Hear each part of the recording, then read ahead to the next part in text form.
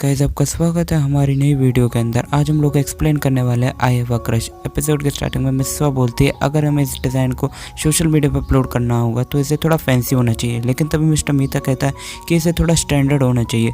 और तब यहाँ पर मिस्वा इसका विरोध करते कहती है कि इससे तुम और कंपनी से पीछे रह जाएंगे।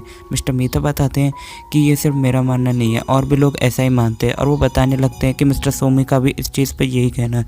लेकिन तभी यहाँ पर जो सोमी है वो कहता है ये तो सिर्फ मेरा ओपिनियन था, तो आप इसे बिल्कुल भी सीरियस ना लें। लेकिन तब यहाँ पर मिस्वा उसे पुरानी याद आ जाती है कि मिस्टर सोमी ने उन्हें किस तरीके से बाथरूम के अंदर पकड़ लिया था कि तकाशी और मिस्वा एक साथ लगे हुए हैं। यहाँ पर तो मिस्वा कहती है कि ये भले आपका ओपिनियन, लेकिन फिर भी मैं इसे कंसीडर करूँगी। यहाँ पर मिस्वा कहती है कि मैं अब भी लॉस में चल रही हूँ। तब यहाँ पे सीन शिफ्ट होता है और हमें तकाशी को दिखाया जाता है और मिस्वा से कहती है कि तुम काफ़ी ज़्यादा लेट हो। लेकिन तकाशी मिस्वा के लिए डोनट लेकर आया होता है और मिस्वा उन डोनट को देखकर कहती है कि ये तो मुझे बहुत ज़्यादा ही अच्छे लगते हैं, क्या मैं इन्हें ट्राई कर सकती हूँ। तब यहाँ पर मिस्वा कहती है मुझे नहीं पता था कि हमारे यहाँ एक नई शॉप खुल चुकी है। वो भी यहाँ पर जो तकाशी वो बताता है कि एग्जिट नंबर 5 पे ये दुकान खुली है। मिस्वा कहती है कि मैं हमेशा 3 नंबर एग्जिट से आती हूँ, तो इसलिए मैंने नोटिस नहीं किया था। तब यहाँ पे जो तकाशी है वो उसके रूम को देखने लगता है और वो देखता है कि उसके रूम में काफ़ी ज़्यादा बनी लगे हुए हैं और उन बनी के नाम को याद करने लगता है कि शायद से मिस्वा ने मुझे एक बार इस बनी का नाम बताया था। और उसे याद आता है कि इस बनी का नाम तो उसा तारो है, मतलब समझ रहे हो ना। तो यहाँ पर वो उसके रूम को देखता है कि उसके रूम में तो उसकी इतनी ज़्यादा फेवरेट चीज़ है, लेकिन यहाँ पर तकाशी कहता है कि इसके कंपेरिजन में मेरा रूम बिल्कुल सिंपल और सीधा साधा है। तब यहाँ पर मिस्वा आती है और कहती है तुम्हें इंतज़ार करने के लिए मैं माफ़ी चाहती हूँ। और वो कहती है कि तुम इनमें से कौन सा डोनट लेना चाहोगे। यहाँ पे तकाशी कहता है कि मुझे कौन सा भी डोनट चलेगा, लेकिन मिस्वा कहती है कि मुझे तो इसमें काफ़ी ज़्यादा प्रॉब्लम आ रही है कि मैं कौन सा चुनूँ। लेकिन वो उसके बाद एक मैपल फ्लेवर जो है चूज़ कर लेती है और कहती है ये तो मेरा फेवरेट है। तो यहाँ पर वो उसे खाने लगती है। इसके बाद मिस्वा वो काफ़ी ज़्यादा खुश हो जाती है और कहती है फ्लेवर सच में बहुत ज़्यादा अच्छा लगा। उसके बाद जो हमारा तकाशी वो उसे देखता है कि वो तो काफ़ी ज़्यादा खुश लग रही है कि उसने इतना अच्छा फ्लेवर खाया। जिसके बाद मिस्वा बोलती है क्या तुम्हें डोनट खाना काफ़ी ज़्यादा पसंद है। इसके बाद जो तकाशी वो कहता है कि मुझे डोनट खाना बिल्कुल भी पसंद नहीं है, लेकिन मैं चाहता हूँ कि तुम खुश रहो। मैंने जब देखा कि तुम उसा तारों को देखती हो तो तुम काफ़ी ज़्यादा ही खुश हो जाती हो। तुम्हारी इस खुशी और मुस्कुराहट को ही मैं हमेशा से देखना चाहता हूँ। इसलिए मैंने जब सोचा मैं तुम्हारे घर आ रहा था तो मैंने सोचा कि मैं तुम्हारे लिए डोनट लेकर चलता हूँ।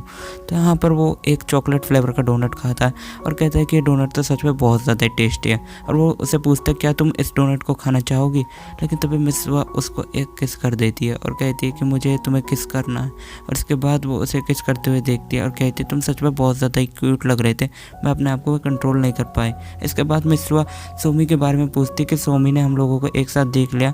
जिसके बाद जो तकाशी वो कहता है उसके बारे में टेंशन मत लो। उसके बाद उसे याद आता है कि सोमी ने उसे उन दोनों की मेरिट के बारे में कहा था। जिसके बाद जो तकाशी वो कहता है कि तुम इसके बारे में ज़्यादा मत सोचना, सोमी बहुत अच्छा लड़का है। यहाँ पर नेक्स्ट डे जो मिस्वा सोचती है कि वो दोनों क्या बातें कर रहे थे मेरे बारे में। और यहाँ पे जो मसागी वो काफ़ी ज़्यादा ब्लश भी कर रहा था, मतलब तकाशी।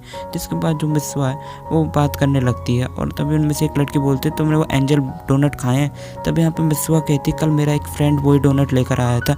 और उसके बाद वो भूल जाती है कि सोमी उनके बारे में क्या सोच रहा होगा और वो अचानक से कहने लगती है वो तो सिर्फ मेरा एक नॉर्मल दोस्त था जो मेरे लिए डोनट लेकर आया था। सोमी कहता है कि मैंने तो इसके बारे में कुछ बोला ही नहीं, ये मेरे बारे में ऐसा क्यों सोच रही है।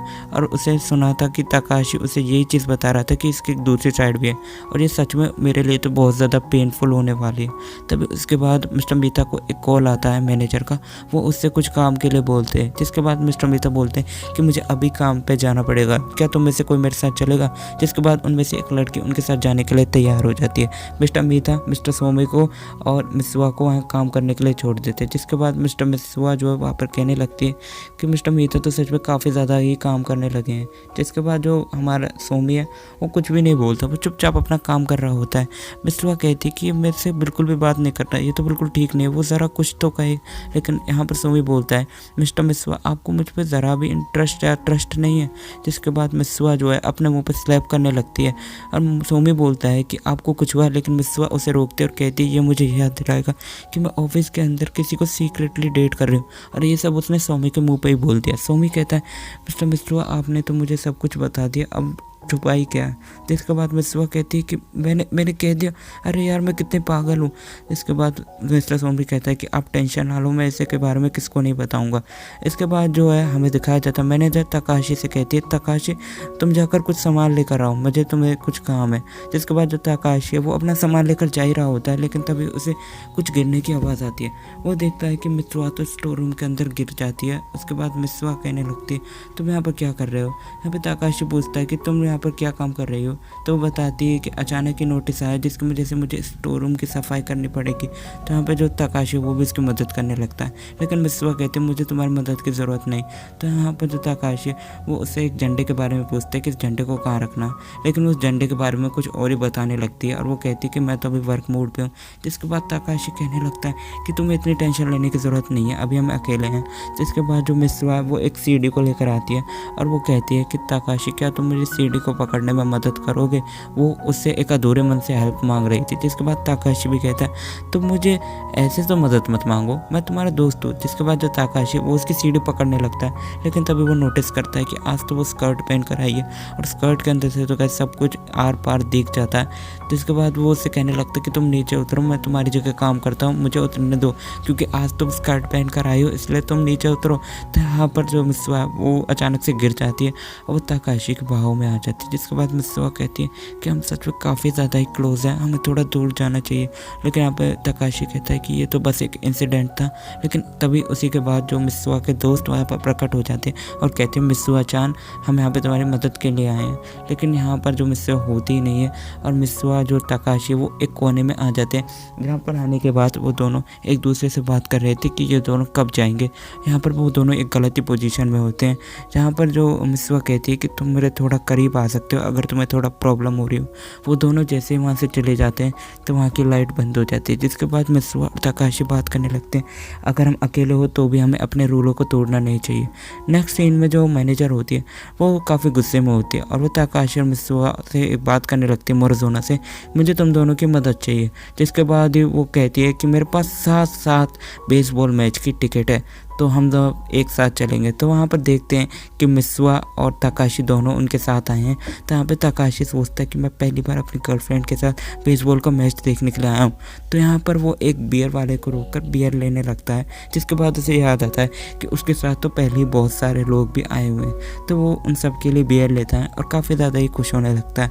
लेकिन तब यहाँ पर मैच देखते हैं, मैच के अंदर जो एक खिलाड़ी है वो अचानक से एक बेस को चुरा लेता है। जिसके बाद मिस्वा उससे बोर्ड के बारे में पूछती है। तो यहाँ पर तकाशी बताने लगता है इसके ऊपर जितने भी सारे खिलाड़ी होते हैं उन सभी के जो नंबर है वहाँ पे लिखे होते हैं कि उन लोगों ने कितने रन बनाए। वो बताने लगता है जो खिलाड़ी खेल रहा है उसको पिछले साल इंजरी भी आई थी। तो यहाँ पर मिस्वा और तकाशी काफ़ी खुश होते कि उस खिलाड़ी ने 2 रन फिर से चुरा लिए थे।